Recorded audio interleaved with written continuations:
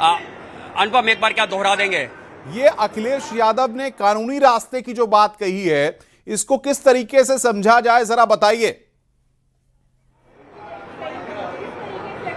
जी अनुपम क्या कह रहे हैं? अखिलेश यादव ने अभी जब बातचीत में कानूनी रास्ते की बात कही है, इस कानूनी रास्ते को किस तरीके से समझा जाए?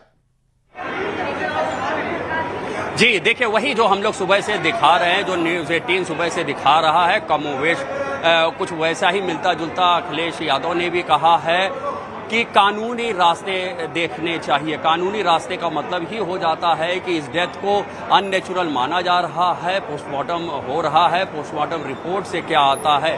तो जाहिर सी बात है, जब कानूनी रास्ते की बात करते हैं तो उसमें एफआईआर दर्ज होती है। एफआईआर दर्ज होने के बाद इन्वेस्टिगेशन होती है और तमाम चीज़ें उस इन्वेस्टिगेशन से साफ होती हैं। तो अखिलेश यादव के इस बयान को इस तरह से देखना चाहिए कि वो भी प्रतीक यादव की डेथ को अननेचुरल मान रहे हैं, और अननेचुरल मान रहे हैं तो पोस्टमार्टम रिपोर्ट के आधार पर ही इन्वेस्टिगेशन आगे होनी चाहिए, कॉज ऑफ डेथ क्लियर हो, और कॉज ऑफ डेथ जो भी आता है वो क्यों है, कैसे है, ऐसे तमाम सवाल जो हैं वो पुलिस की इन्वेस्टिगेशन से ही साफ हो पाएंगे। तो इससे कयास यही लगाना चाहिए, इशारा उसी ओर जाता है कि वो भी प्रतीक यादव की डेथ को अननेचुरल मान रहे हैं, या कि दूसरे शब्दों में कहूँ तो उसको संदिग्ध भी कहा जा सकता है कि वो उसको संदिग्ध भी मान रहे हैं, ऐसा इशारा दिया गया है। तो अब चूंकि वो खुद पोस्टमार्टम हाउस के अंदर से आए हैं, उन्होंने अभी ऐसा कुछ साफ तो नहीं कहा, लेकिन उन्होंने प्रतीक यादव के शव को देखा होगा, उन्होंने पोस्टमार्टम की प्रक्रिया को देखा होगा। तो जाहिर सी बात है कि अखिलेश यादव से बेहतर कोई नहीं बता सकता है। उन्होंने जानकार व्यक्ति हैं, वो अच्छा खासा उनका पॉलिटिकल करियर है, वो तमाम चीज़ों को समझते हैं, पुलिस प्रशासन, मेडिकल, इन सारी चीज़ों को अखिलेश यादव भी अच्छी तरह समझते हैं। तो अखिलेश यादव जब पोस्टमार्टम हाउस के बाहर निकले हैं, तकरीबन 25 मिनट तक वो अंदर रहे, और 25 मिनट बाद जब वो बाहर निकल के इस तरह का स्टेटमेंट देते हैं तो ये बात साफ हो जाती है, इस बात का इशारा मिलता है कि जांच होनी चाहिए। अब उन्होंने अंदर क्या देखा, उन्होंने अंदर क्या पाया, ये हम लोगों को देखना होगा। बिल्कुल ऋषभ, लेकिन सबसे बड़ी बात यहाँ पर यह कि अखिलेश यादव अगर इस बात को कह रहे हैं तो कहीं ना कहीं अब परिवार के लोग इस पूरे मामले में जिस तरीके से चीजें निकल करके सामने आ रही हैं, यानी कि कहीं ना कहीं ये मिस्ट्री और जिस तरीके की बातें लगातार चल रही हैं, उन सबको काफी बल मिलता हुआ यहां पर दिखाई दे रहा है। जी अनुपम, देखिए, अखिलेश यादव के इस स्टेटमेंट के बाद इस थ्योरी को बल मिल जाता है कि उनकी डेथ अननेचुरल है और उनकी डेथ की जांच होनी चाहिए। जब वो कानूनी शब्द का इस्तेमाल करते हैं तो वो अच्छी तरह समझते हैं, एक जिम्मेदार नेता हैं, वो अगर कुछ कह रहे हैं उनके हर एक एक शब्द के मायने हैं। तो वो जो मायने हमें समझ में आ रहे हैं वो यही हैं कि वो चाहते हैं कि इसकी पूरी प्रॉपर इन्वेस्टिगेशन हो, और चूंकि वो पोस्टमार्टम की प्रक्रिया देखने के बाद उस कमरे से बाहर निकले जहां पोस्टमार्टम चल रहा है, उन्होंने शब्द देखा है, उन्होंने पोस्टमार्टम की प्रक्रिया देखी है, तो उन्होंने जो भी ऑब्जर्व किया है, जो भी वहां देखा है, उसके बाद ये स्टेटमेंट दिया है, इसलिए ये और इम्पोर्टेंट हो जाता है। अनुपम बिल्कुल, अलाउद्दीन भी हमारे साथ बने हुए हैं। अलाउद्दीन, परिवार कुछ बता पा रहा है, वहां पर कुछ लोग बता पा रहे हैं कि अपर्णा यादव के बारे में क्या अपडेट है, कितने बजे तक वो पहुंचेंगी? देखिए, साफ तौर से जो खबरें थी, क्योंकि वो इस वक्त यहाँ मौजूद नहीं थी, तो ये खबर है कि असम से वो दिल्ली से फिर लखनऊ उनकी आमद होगी। अभी अखिलेश यादव का जो बयान अभी आप सुनवा रहे थे, उसमें एक शब्द का इस्तेमाल उन्होंने और किया कि 2 महीने पहले एक कार्यक्रम के दौरान मेरी मुलाकात हुई, मैंने उनकी तंदुरुस्ती के बारे में उनसे कहा कि उनको अपने सेहत का ख्याल रखना चाहिए, और कारोबार में घाटा और नफा और नुकसान की बात होती रहती है, उस बात पर बहुत ज्यादा सोचना नहीं चाहिए। जैसा कि हमारे साथी शंबड़ी त्रिपाठी बता रहे थे, कानून की जो बात उन्होंने कही उसकी व्याख्या की, और जिस बात का जिक्र उन्होंने कहा व्यवसाय और कारोबार का, उस बात को भी समझने की बेहद सख्त जरूरत है कि पिछले दिनों जिस तरह से कारोबार में कई जगहों पर उनको घाटा हुआ, कुछ लोगों ने उनको डिच किया, तो इशारतन बहुत सारी बातें भी समाजवादी पार्टी के राष्ट्रीय अध्यक्ष अखिलेश यादव वहां से कह के गए हैं। तो इन तमाम पहलुओं को ध्यान में रखना होगा, क्योंकि ये सामान्य बात नहीं है। इस घटनाक्रम को इतनी सामान्य तरीके से नहीं छोड़ा जा सकता और शायद यही वजह है कि सामान्य तौर से किसी व्यक्ति के पोस्टमार्टम में जहां बेहद कम समय लगता है, इसको डॉक्टरों की टीम न सिर्फ बेहद पुख्ता तरीके से करना चाह रही है बल्कि हर क्षण को वीडियोग्राफी भी करी जा रही है। तमाम सीनियर डॉक्टर केजीएमयू की जो टीम है उसके अलावा अलाउद्दीन तस्वीरें जरा दिखाते रहिए, कैमरामैन से कहिए जरा घर की तस्वीरें दिखाएं, बताते रहें कि क्या हलचल है, कहां पर बैरिकेडिंग है, वो तस्वीरें और आप बताते रहिए। जी हाँ बिल्कुल, मैं तस्वीरें एक बार दिखाता हूँ। जो आवास है जहाँ से विक्रमादित्य मार्ग से जो रोड अंदर की तरफ आता है, मैं वहां से शुरू करता हूँ क्योंकि जैसे जैसे खबर लोगों को मिल रही है वैसे वैसे लोगों के आने का यहाँ पर सिलसिला शुरू हो रहा है। ये यही आवास है जहाँ पर सुबह सिविल अस्पताल को फोन जाता है लैंडलाइन से और ये कहा जाता है कि प्रतीक यादव जी की कोठी से हम बोल रहे हैं और उनकी तबीयत खराब लग रही है, क्या हमें मेडिकल सहायता मिल सकती है। सिविल अस्पताल से फौरन डॉक्टरों और चिकित्सकों की एक टीम रात में ही यहाँ पहुंचती है, लेकिन उस टीम ने जब उनको देखा तो वो पहले से ही ब्रॉड डेड उनको महसूस हो गया चिकित्सकों को, लेकिन उन तमाम लोगों का हाई प्रोफाइल मामला थी, इतनी हिम्मत नहीं हो पाई कि उस बात को वो जो है खुद अपने लेवल पे किसी को बता सके। तो ऐसे में सीनियर जो चिकित्सक थे, सीनियर लोग हैं, उनको सूचना देने के बाद ये फैसला किया गया कि सूचना को फिर आगे बढ़ाया जाए। अब मैं तस्वीरें दिखा रहा हूं मुख्य सड़क की। मुख्य सड़क पर भीड़ भाड़ बहुत ज्यादा बढ़ गई है, कई थानों की पुलिस को यहां पर बुला लिया गया है। न्यूज 18 की टीम 7:15 पर यहां पर आ गई थी और तब से हम लगातार खबरें अपने दर्शकों को बता रहे हैं। यहां पर तब इस तरह के कोई हालात नहीं थी, कोई बैरिकेटिंग नहीं थी। अब मुख्य सड़क पर न सिर्फ पुलिस की तादाद को बढ़ाया जा रहा है बल्कि एसीपी हजरतगंज खुद यहाँ मौजूद हैं। 3 से ज्यादा थानों की मुझे पुलिस और गाड़ियां यहाँ पर दिखाई दे रही हैं क्योंकि ये बहुत वीआईपी चौराहा रास्ता है। एकदम ठीक सामने कैमरा जरा जूम करेंगे उपेंद्र, तो सामने समाजवादी पार्टी दफ्तर है, बाएं साइड में शिवपाल यादव का आवास है, इसके ठीक बगल में स्वर्गीय मुलायम सिंह का जो निजी आवास था वो था, संजय निषाद का आवास सामने है, राइट हैंड पे मेरे तमाम मंत्रियों का आवास है, मुख्य सचिव का आवास है। तो आप मान के चले कि ये बहुत ज्यादा वीआईपी रोड है। एसीपी खुद तमाम गाड़ियों को यहां से हटवा रहे हैं क्योंकि उनको पता है कि अब से कुछ देर बाद इसी जगह पर तमाम पॉलिटिकल फोकस, तमाम लोगों की आमद रहेगी। बहुत सारी बैरिकेडिंग एक्स्ट्रा यहाँ मंगाई जा रही है, कुछ रूट के डाइवर्जन भी किया जा रहा है। ये इशारा साफ तौर से इस बात की तरफ इशारा कर रहा है, तमाम लक्षण इस बात की तरफ इशारा कर रहे हैं कि पोस्टमार्टम के ठीक बाद यहाँ पर उनकी पार्थिव शरीर को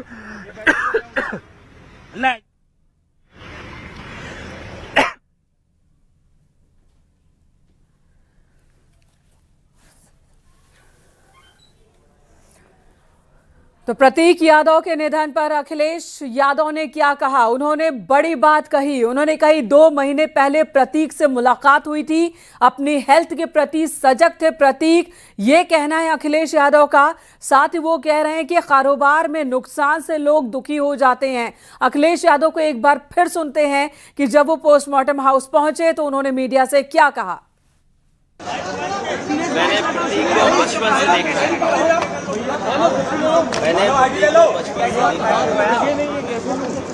आज हमारे बीच नहीं है, बहुत दुख है। नहीं ले पाएंगे, मेरा सीना दबा हुआ है यार। नौजवान इसलिए था कि बचपन से ही उसे स्वास्थ्य के प्रति, अपने हेल्थ के प्रति और वो कुछ जीवन में आगे बढ़ कर के काम करना चाहता था। एक बहुत अच्छा लड़का जो अपने मेहनत से कुछ करना चाहता था। बहुत दुखद है वो आज हमारे बीच नहीं है। अखिलेश जी, लास्ट टाइम आपकी बात कब हुई थी? होनी चाहिए, जांच होनी चाहिए। बहुत होनी चाहिए, आपको लगता है जांच होनी चाहिए? स्वाभाविक है कि जो कानूनी और जो कानून कहता है और जो परिवार के लोग कहेंगे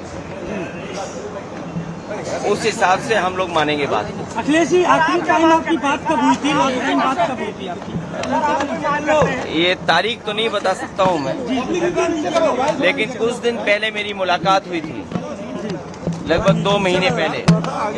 उस समय भी मैंने यही कहा था कि अपने स्वास्थ्य का ध्यान रखिए और अपने कारोबार को आगे बढ़ाइए। कभी कभी फाइनेंशियल या कुछ जो कारोबार में जो नुकसान होता है उससे कई बार लोग बहुत दुखी हो जाते हैं। वो हमारे बीच नहीं है। जो कानूनी रास्ता है वो हम लोग अपनाएंगे। ठीक है।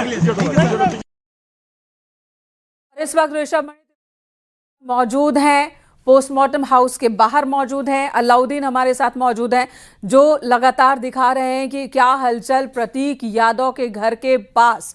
अपर्णा यादव का इंतजार हो रहा है, परिवार की ओर से प्रतिक्रियाएं आने लगी हैं। अखिलेश यादव दुख जता रहे हैं, साथ ही ये भी कह रहे हैं कि जो भी कानूनी मदद की जरूरत होगी, जो प्रक्रिया होगी, उसका पालन किया जाएगा। परिवार जैसा चाहता है वैसा काम होगा। लेकिन इन सबके बीच जो एक बड़ी बात कही है अखिलेश यादव ने कि कारोबार में नुकसान होता है तो लोग दुखी हो जाते हैं। ऋषभ, अलाउद्दीन, आप दोनों से ही बारी बारी से जानना चाहूंगी, क्योंकि आप दोनों का आना जाना भी इस परिवार के साथ रहा है।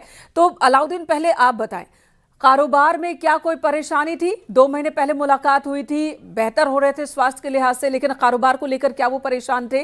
ये संकेत क्या है अखिलेश यादव का? हाँ जी, हाँ बिल्कुल, साफ तौर से ये जो है एक खबर भी न्यूज 18 ने उस वक्त शेयर की थी और उसमें कहा गया था कि उनके साथ करोड़ों की धोखाधड़ी, रंगदारी मांगने का मामला चिन्हट के कृष्णानंद पांडे, उनकी पत्नी वंदना पांडे और पिता अशोक कुमार पांडे के खिलाफ उन्होंने एक FIR दर्ज करवाई थी। तो ये जो पूरा मामला था, जो है मेरे पीछे गौतमपल्ली थाना है, वहां का पूरा मामला था।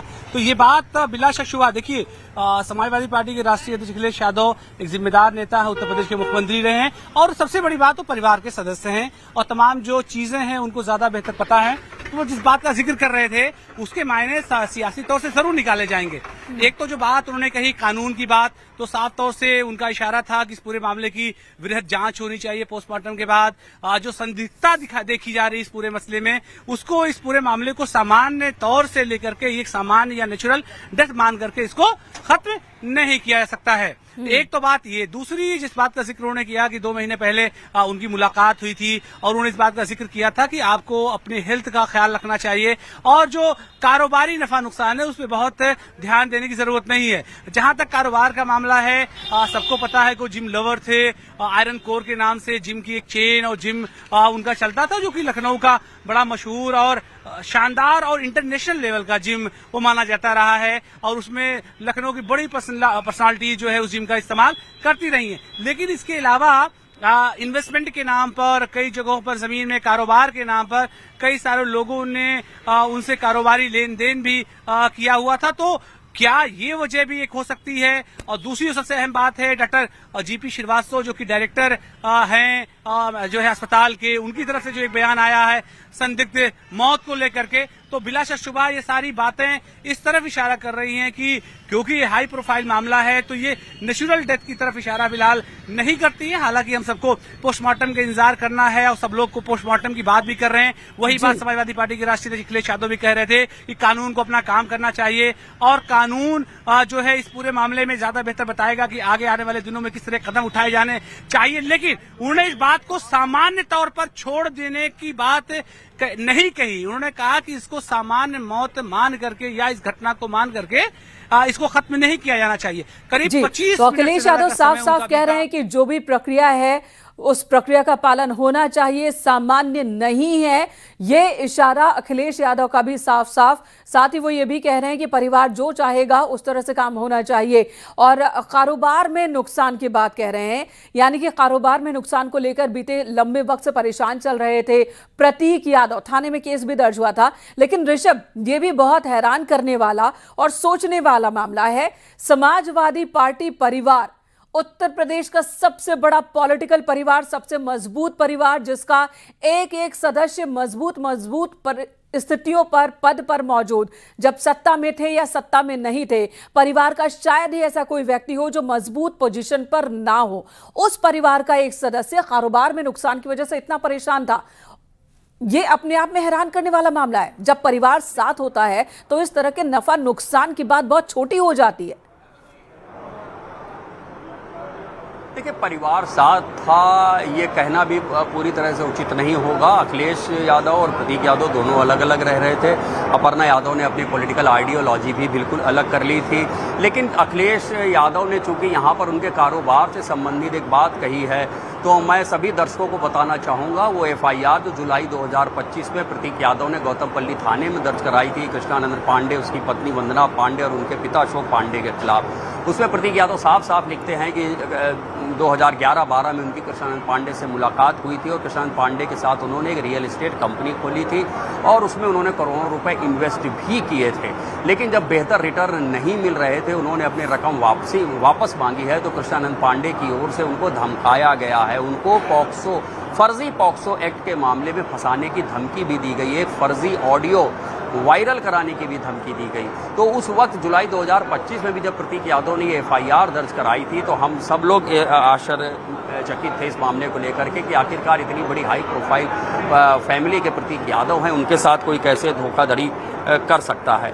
और प्रतीक यादव चूंकि इस रियल एस्टेट कंपनी के प्रमोटर थे, लिहाजा उन्होंने निवेश किया था और जब उन्होंने रकम मांगी तो ये बताते कृष्णानंद पांडे टालमटोल करने लगा और धमकियां देने लगा हुआ है।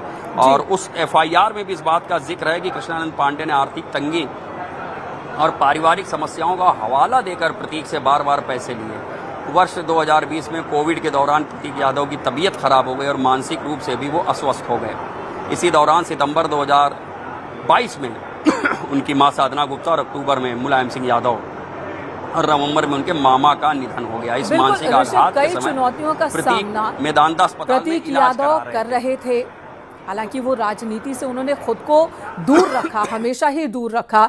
वजह क्या रही ये पता नहीं, लेकिन राजनीति से वो दूर रहे, अलग अलग कारोबार में हाथ आजमाते रहे, चाहे फिटनेस सेंटर हो या फिर रियल एस्टेट बिजनेस में उनका काफी इन्वेस्टमेंट उनकी रही है।